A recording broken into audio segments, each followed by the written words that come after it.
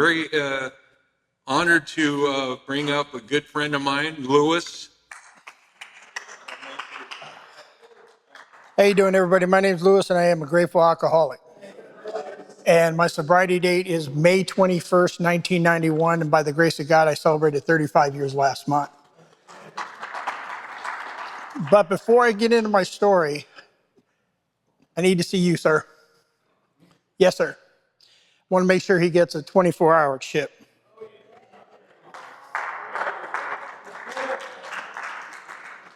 Every time I see you, I want to see this chip.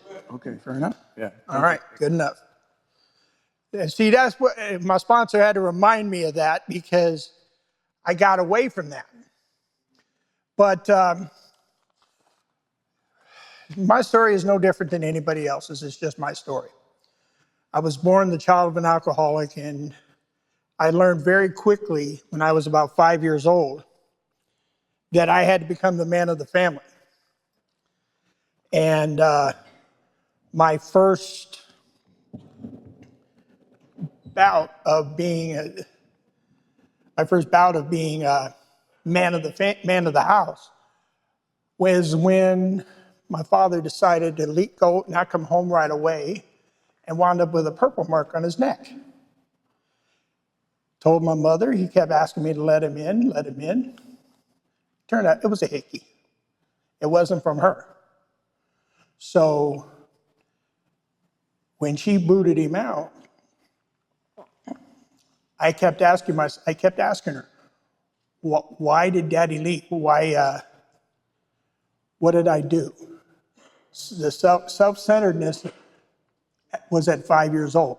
It started over 50 years ago. And she finally got in my head that it had nothing to do with me. It was about her and him. And then there was a time right after that when they made up that she threw a hot pan full of sausage grease and hit him south of the equator. Yeah. So, there was some physical abuse going on in the house at that time. He never struck me. Because I would have kicked him. I was a fighter at 5 years old. What I realized was through the program of Alcoholics Anonymous, I realized that he was in the middle of his disease. That's why his breath stank. That's why he couldn't walk straight. That's why he could never tell the truth. Then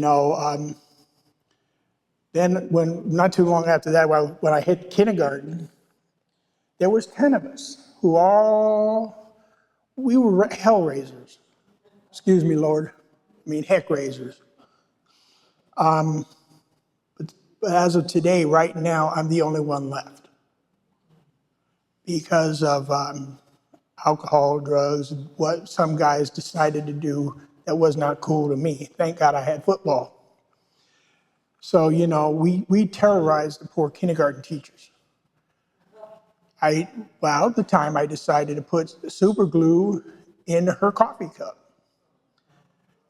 Now, keep in mind, the coffee cup is going to come up again in a little while. But she did not particularly like me. Thought I had an attitude problem. No kidding, Sherlock. But, being the man of the house, I didn't know what to do. And then it really kicked off when I was 8 years old, when my uncle and his friends were in the living room watching football, watching boxing that night, on closed circuit TV. Well, they had these pretty brown little bottles, and they were laughing and singing and carrying on, and come to find out there was Budweiser. So I decided to sneak one of the bottles. It just happened to be my uncle's bottle. Ran upstairs, making sure the cracks, the creaking in the stairs didn't happen. I drank the last fourth of the bottle. Problem is, it didn't really agree with me. And I was 8 at the time. And but I liked the way it made me feel. made me feel like Superman. And not too long after that, Superman came out in the theaters. So I thought I was. I did Halloween as Superman for 3 years running. And because of the fact that I was drinking that stuff, I thought I could fly, and decided to jump out of the second-story window. That didn't work. But I can't blame alcoholism on my family. I can't blame it on anybody. It was my disease is my disease. I can't blame anybody else. I cannot make excuses for anybody but myself. And making excuses is not the thing to do. You got to come up with solutions. You know. Then everything was fine, and I always used to have a little small thing of Tic Tacs in my pocket. I just should have brought one today, but I forgot to. That's what happens when a guy gets in his late 50s. But I always it was either wintergreen or cinnamon. So, you know, whenever I always used to think I'd get away with it with Mom. Now, Mom was everything. She was mom, she was dad, she was a police officer, she was a barber, she was a disciplinarian, she was the executioner. You know, and when she brought out the orange Hot Wheel tracks, you knew your behind was done. But there was a time when I was about 13,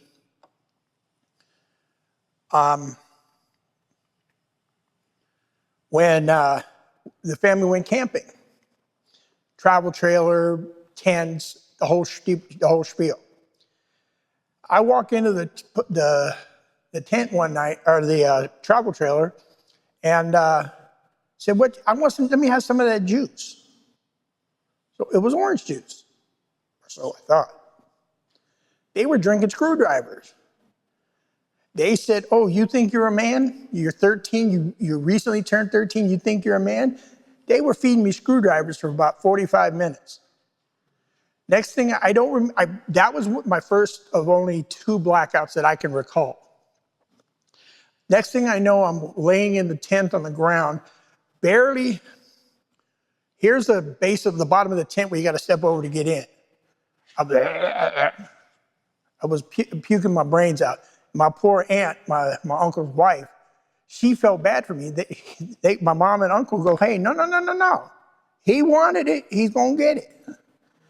To try to teach me a lesson. Did it work? No. But around that time, I graduated. I always had good grades in school, no matter if I was drunk or half-crocked or what. And in junior high, or what do they call them nowadays, middle schools, they had these things called sports nights. They were dances. So me and my buddies decided we were going to have these little Scooby-Doo. Each one of us had a Scooby-Doo thermos.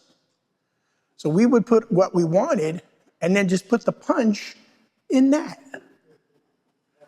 And did it work? Yeah, because one of us, I'm not going to say which one, but one of us puked on the principal's shoes. And he was wearing gaiters. And so, you know, he was not happy, of course. He told the assistant principal to tell my mother. And I got the Hot Wheel tracks at 13. I was a grown man. I shouldn't have gotten a butt whooping at 13, but I did. Because mom had to raise me and my brothers in low-income housing projects. I'm grateful for those projects because it taught me in some ways how to be a man. I got there when I was 10, I left when I was 18, and what I learned, the statement goes, you can take the kid out of the project, but you can't take the project out of the kid. And I still, in some ways, think like that because whenever I see tennis shoe or high tops wrapped around a telephone wire, I know what's going on in there. And it doesn't take a mental genius to figure this out. But during that whole time, all the way through junior high, I used to wear those things called beach pants. I don't know if you guys remember those. The tie-dye beach, it looks like you're wearing something 5 sizes too big. That's when I devised the art, or came up with the art of the 5-finger discount. Whatever I can fit in those pockets went in those pockets. But I couldn't put more than one bottle in each pocket because I didn't want the clanking to give me away. I mean, especially when I got my first bottle of Thunder Chicken. And after I got sober and I did all that, when I went to that area, I did make amends years and years later. But they said, you were the best one we had that got away with it. No, I'm not very prideful. Anybody who knows me knows I'm not prideful. I'm just arrogant. But, the fact is, I did that. I had to stop stealing, is basically what it amounted to when I hit high school, because I discovered the art of the football. And what came with football was parties after the games, on the weekends. Problem is, I had had my license since 1986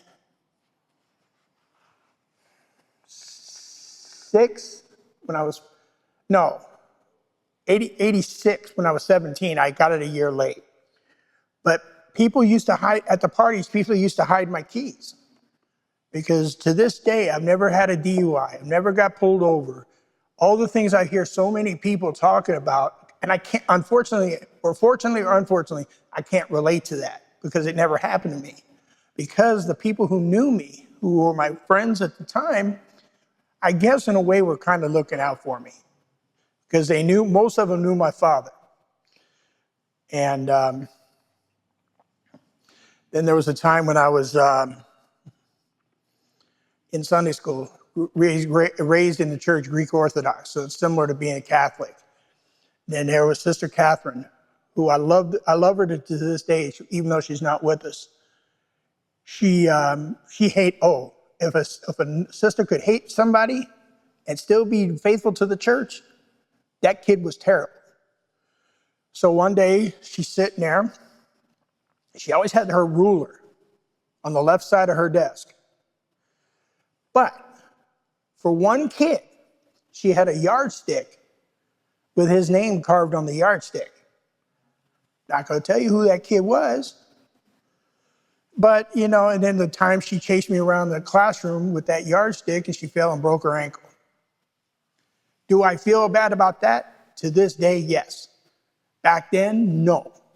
The movie Problem Child was done years and years after I was that age. But I always had a good heart. I always had, if I could do something for somebody, I would. No matter what the disease did to me.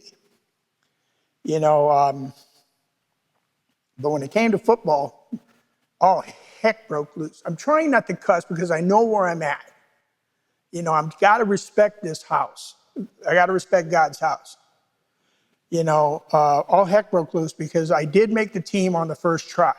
Wasn't all city, all state, but I made the team. That was my goal. Did I get some playing time? Yes. But what was most fun was the drinking after the games, and if we were at home and on the road, we waited till the next day, that Saturday night. Harvey Wallbangers, Ouzo. Now Ouzo was my absolute favorite. So whenever you see the box of Good and Plenty candies, what does it taste like? Like licorice. And every so often, when I get my disability check, I go get a box of Good and Plenty. Don't know why, because I don't want to forget where I came from, which is what it amounts to. The parties were outstanding. Oh my goodness. There was so much alcohol in there, you could have started your own Lee's Liquor. But I made it through high school with a 3.1, which was for me good considering I hardly studied. I would drink, if anybody remembers Jolt Soda, I drank a 6-pack of that the night before when I crammed for midterms and finals. 9 times out of 10, I made it by the skin of my teeth. But the progression of the disease was getting worse. You know, I couldn't go more than a day or two without having something. I had to go get Mad Dog. Whatever whatever I can get my hands on is what I got my hands on. You know, and the whole time, my father, God rest his soul, he got sober. Now, my sobriety date is May 21st of 91. His sobriety date was May 1st of 86. So he saw me in the middle of my disease. He tried to once he got his feet wet in the program, he tried to relay the message to me, and I wasn't having it. I did not want to know anything about a bunch of old people sitting there with cigarettes smoking, coffee drinking, and I thought at that time 40 was old. So, you know, I declined. But then right after my 18th birthday, I graduated high school, and this coming August will be 39 years ago when I went to my very first meeting. And of course, it didn't help when I had a fifth of tequila before I walked in the doors. I even had the worm. And I'm not going to tell you what it did to me, but I felt like I was in a Cheech and Chong movie. But I had to stay sober long enough to pass through basic training at what they called AIT school. It was 13 weeks. I was 240 pounds in good shape. In 13 weeks, they got me down to 165. I looked like your local crackhead. My mother did, when I got off the plane after basic training, she didn't recognize me. I looked relatively healthy, but yet there was something she was sensing that was wrong. You know, because I always felt like throughout all this, I felt like I was missing something. I don't know what, I had an idea. One of the things I found out later on that I was missing was my father's love. You know, I should have been partially raised by him. And all I can remember is the times when he would call my mother and say, "Oh, I'm coming to pick him up." Never show up. Call to say he'll pick me up. But when he did, he was drunk. Or just not call at all. So you can understand why I would have a disdain for my own father. But the bottom line is, to this day, I thank God for him. You know, the fact is, I was supposed to do 4 years in the Army, but I only did 3. Because one of my top sergeant had called me into his office and said he doesn't want to see me get kicked out. But I was told it was a battalion order that I was not allowed to drink from Mondays through Thursdays. Fridays through Sundays, they couldn't stop me. But did I listen? No. I wound up getting some of those surgical gloves and putting the liquor in there. But the Army was the best thing for me at that time because I was running. I never got arrested. Like I said, I never got pulled over, never arrested, none of that. So I don't understand. I cannot relate to the people who've been arrested, who've been to county, who've been to big boy or big girl prison. I can't. I'd be lying. And I do my best today not to lie. I may tell you something that you won't like, but then you shouldn't have asked me the question. You know,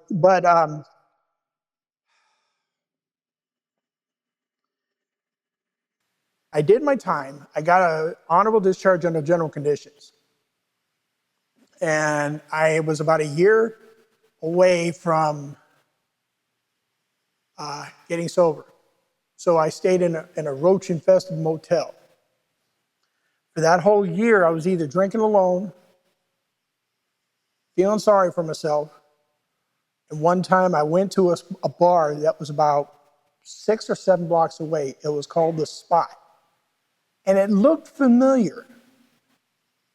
Come to find out, I remember that was the same place my father used to go, and I was sitting in the back corner eating hamburgers and watching the Lakers. And the bartender was the same bloody bartender that remembered my father, and he recognized me. I mean, I know I'm unforgettable, but come on. But he tells me, he looks at me, he says, son, I don't give family discounts. So I still ordered, I still paid, I still drank. I left the bar about half hour after last call, made it home, and had to say goodnight to one of the big roaches in the room. But it just happened for then on the 19th of May, 2 days before I got sober. I remember loading up. The table was about twice the size of the top of this podium. It had Erkenjerk.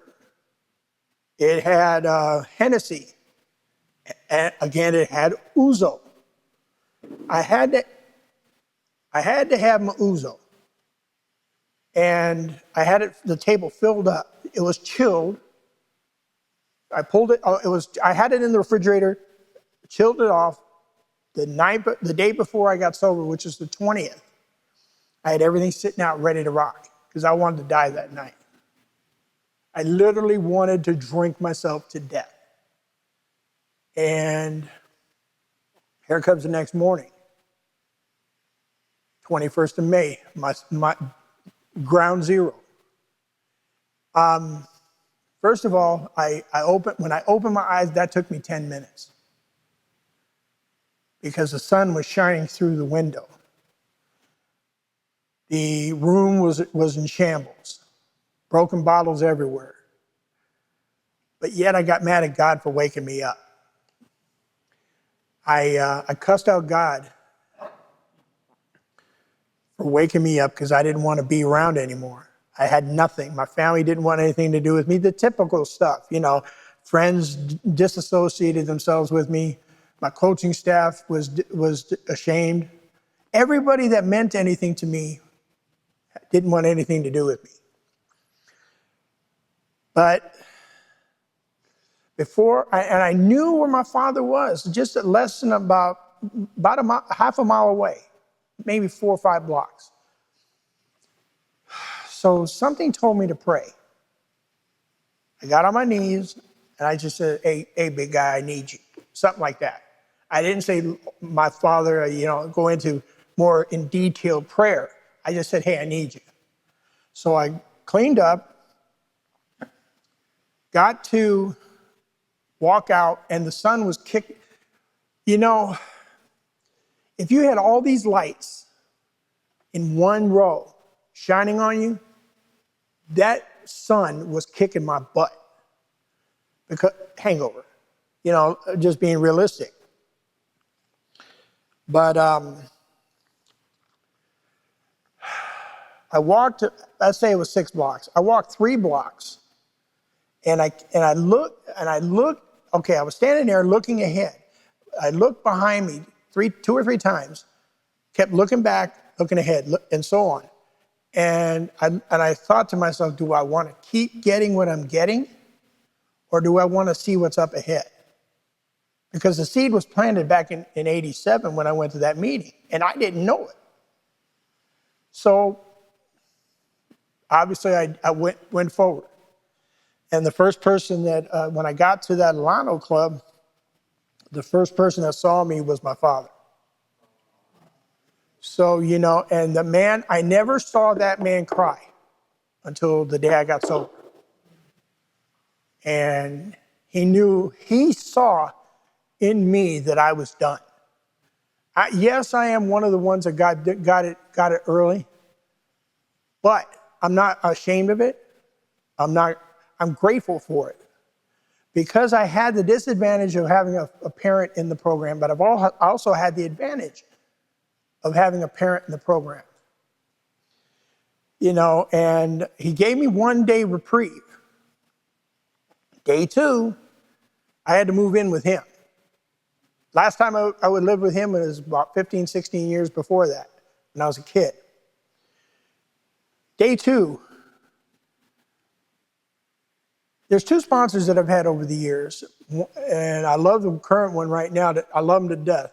But that first sponsor, he was a Marine Corps drill instructor by trade. And he never called me by my first name. He says, I'm your sponsor, you're gonna do what I tell you. And that's at a time when you can get away with doing something like that. So he never, like I say, he never called me by my first name. He kept calling me Puke. And being a Marine, that was an accepted nickname. But by the time, it took me a full year. Now I had my book, I had him. It took me a year to work the program, the steps, the traditions. It took me a year to accept the fact I was an alcoholic, my life was unmanageable, and the fact that I had to give my will and my life over to him, over to God. And that was just out of pure stubbornness. Hard-headed, being Greek, we'd been known to be stubborn, you know, all that. But when I accepted the fact that I'm not even a garden variety drunk, I'm just a drunk. You know, there's no way to put it. But he put me to work.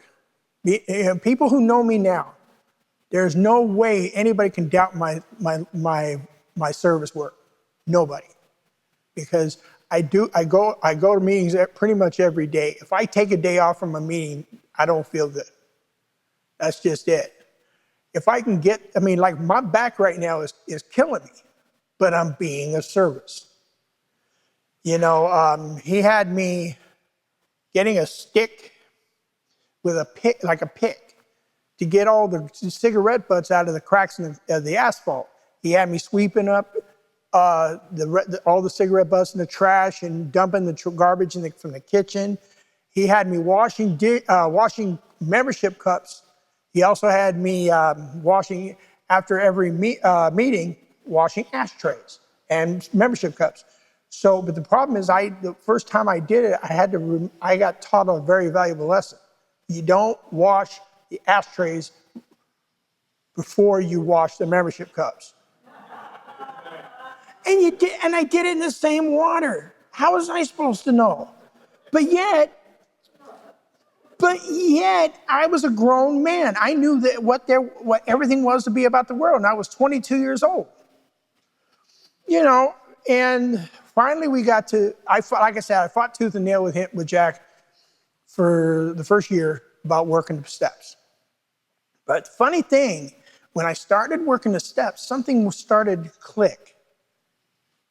And the fact that I had to remain humble, I had to remain honest, I had to remain, if I said something, I did it.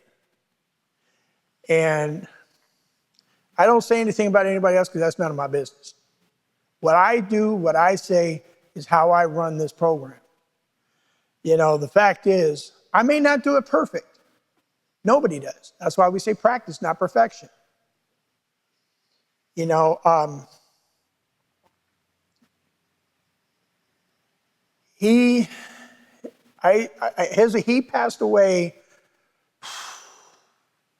about after my 6th or 7th AA birthday, but his wife kept in contact with me. But when I moved, I did about 5 12-step calls within my first 3 years. The reasoning behind it, he wanted me to see what I was like. He wanted me to see the disease of alcoholism in its truest form. You know, and I got the hint really quick. But when I did my 4th step and was doing it, reading it to him in my 5th step, he goes, okay, and what's your point? Something he heard he was mean in a loving way. He was a butt face in a loving way. I thought, well, like I say, when I first got in the program, I thought people that were 40 were old. So he was ancient. He was Jurassic Park. So, but that man right there is one of the greatest gifts I've ever been given in sobriety. I know now why he did it. I know now why he said the things he said. Then everything, I was being of service. Funny thing, when I was sober, I can keep a job. It's amazing what happens when you stay sober. You can keep a job. You can go to church, although I've been lacking on that lately, but that's okay. Being honest. But, it finally, I realized not even my mortality, but my Theo's mortality, my uncle in Greek. I had to take care of him for the last 10, maybe 11 years of his life before he passed away. And that was before I moved here to Vegas. In Greek culture, we take care of the generation before us. That's why when my mother had when she was diagnosed with her cancer back in 2008, in between Thanksgiving and Christmas of 2008, I did, before I get to that, I did everything my sponsors have told me. I may not agree with it, but I did it because I know they're teaching me a lesson. They're teaching me another way to pass on the message of Alcoholics Anonymous to a newer person. They're doing things for me, but I didn't know I could do for myself. But after my uncle's passing, my brother and his wife had two daughters at the time. So I moved to Vegas. May 3rd of 2005. I had a job by May 4th of 2005. I got lucky. I had God on my corner. I prayed to God to help me with this job thing, and he did it. I can't tell you how many times God has given me things, bestowed upon me things that if I ask him honestly, truthfully, and without hesitation or reservation, if there's any ill intent in what I pray for, I won't get it. So things went about. Then my youngest brother and I decided we were going to share an apartment together. This is one of the things that I still pray on every day, twice a day, sometimes 3 times a day, this particular incident. October 6th, late into the night, into early morning of October 17th of 2006, which is coming up on 20 years ago, my brother and I were staying in the same apartment. We paid the rent. We did it. We were like more than brothers. We were like best friends. And because we were a lot alike. You didn't want our opinion, don't ask us a question. It was that simple. I was going to call him around 3 a.m. And I had the phone in my hand, but then I hung it up. The next day, which was actually the 17th, around 2 o'clock that afternoon, I found my brother and passed away in his bed. And he was 32 from a heart attack in his sleep. And I lost all sense of time, space, and what program I built up to that point for just those few minutes. I turned him over. He was already gone, but that's not what my mind was telling me. And then the lady on 911 call said, "He's not, just let him rest." First person I called was my mother, of course. And first thing she said was, "It's your brother, isn't it?" I said, "Yep." So Then I called my other brother, one with the 3 adult daughters now, and they only had the 2 at the time. They all showed up, but between the grief counselor, one of the paramedics, and one of the people that worked for the morgue would not allow her to see the body being pulled out. That's something I still have in my mind. I will never, no matter how much I pray, no matter how much I meditate, I still have that picture of my brother in my mind. I thank God for taking it away from me for that particular day. But when it's somebody that close and you see what happened, I'm going to go pray about it again tonight when I get home, because I'm reliving it.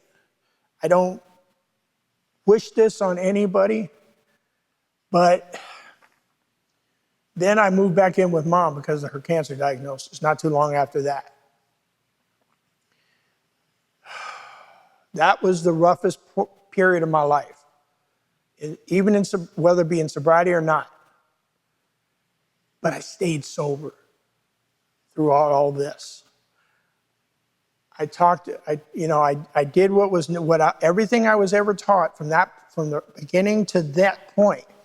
I practiced everything I knew. Mom was, she had gotten taken to Henderson Hospital. She wound up with heat exhaustion. Less than a week later, she had to be taken back. Now, mind you, her cancer diagnosis was in 2008. She passed away in 2021 because when the cancer came back, it was in the base of her spine and 80% of her brain. And there was nothing we can do. The doctors they could try treatment, but I needed my higher power at that moment more than ever. Because when you're close to one of your parents like that, it's hard. If you ever come to that point, no matter how long you've been sober, call somebody.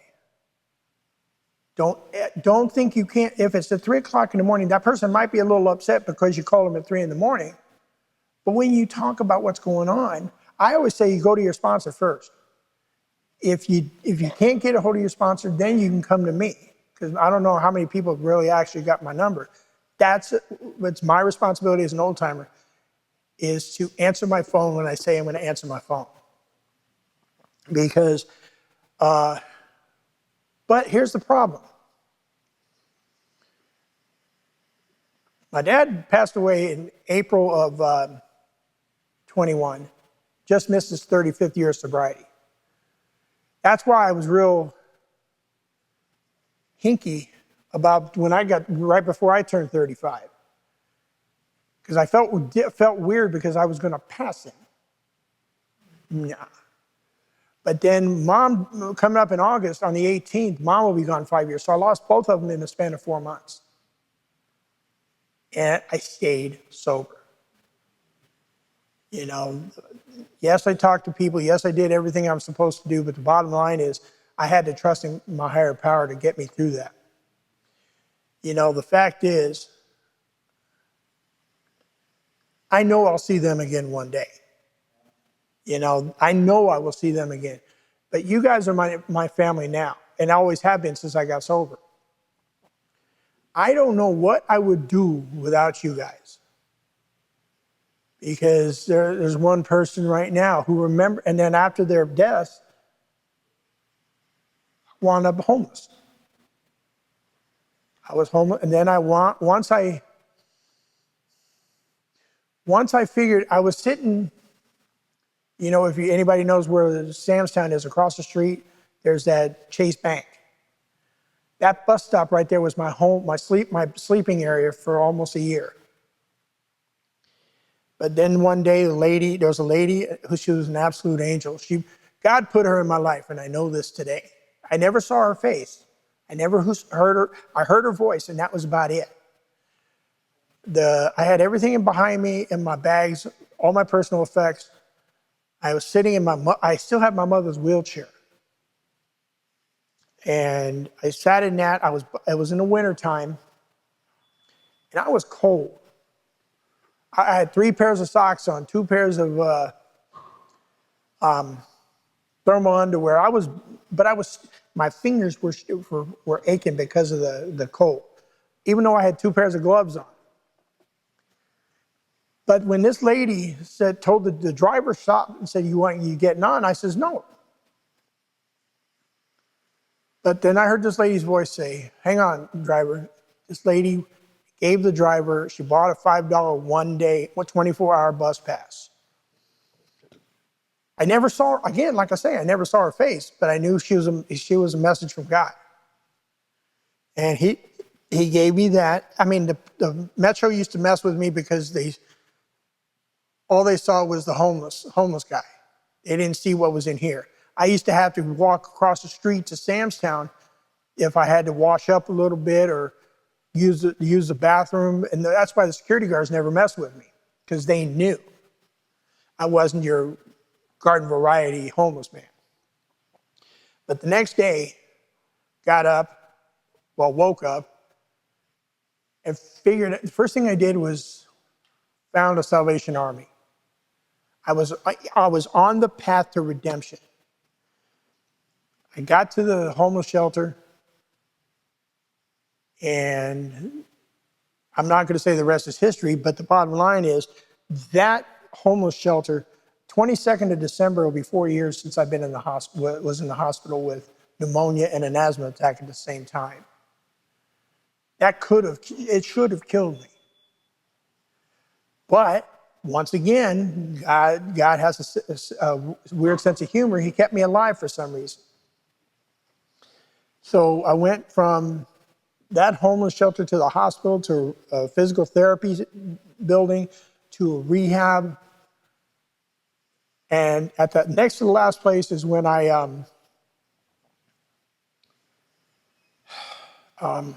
got my paperwork done for disability. So then I went to the assisted living, and I've been on my own again since March of 22. No, 24, excuse me, 24. But I had to show not only God, but I had to show myself that I could still do this.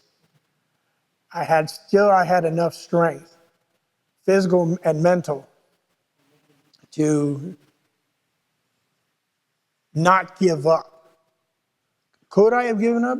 Absolutely. But that's not what I was taught. Between my sponsors, my mother, and God. Not necessarily in that order. And there's one particular person in this room right now I'm forever grateful for, because he took the time. He gave me his number when I was doing 3 and 4 meetings a week, 3 or 4 meetings a day at the Triangle Club. And he even let me stay at his house for a week before I moved into my first apartment after I got off the streets. I owe him a lot. Other than staying sober, yeah. But, for me, guys, I am forever grateful that people have been in my life, because without you guys, I hear so many times, so often, if it was for this program, I'd be dead. How would you know? How would you know? I know for me, I would probably be still suffering. There's one other person in this room right now I'm forever grateful for too. And I'm just grateful for everybody. And, I look at it this way. I would much rather have my worst day in sobriety than my best day drinking. Simple fact is, if I had my worst day in sobriety, it will get better. Because it's promised. In the promises, it specifically talks about things will get better. Not necessarily in those particular words, but you guys are seeing a side of me that very few see. The vulnerability. The fact that I don't fact that I didn't like feeling vulnerable. The fact that I had to open my mind, my heart, and basically my soul to this program and to the people in this program. And for me, I would much rather be, much rather have everything I've ever wanted and desired in this world than King Alcohol. Instead, I would, like I say, I'd rather have all that and give up this than to have King Alcohol and have nothing. One thing I've got is peace. Another thing is I got serenity. Sometimes I don't act like it, but the bottom line is this program means everything to me. Without this program and without you guys, I don't know what I would be doing. And with that, I'm going to say thank you for allowing me to do this, and thank you for letting me share.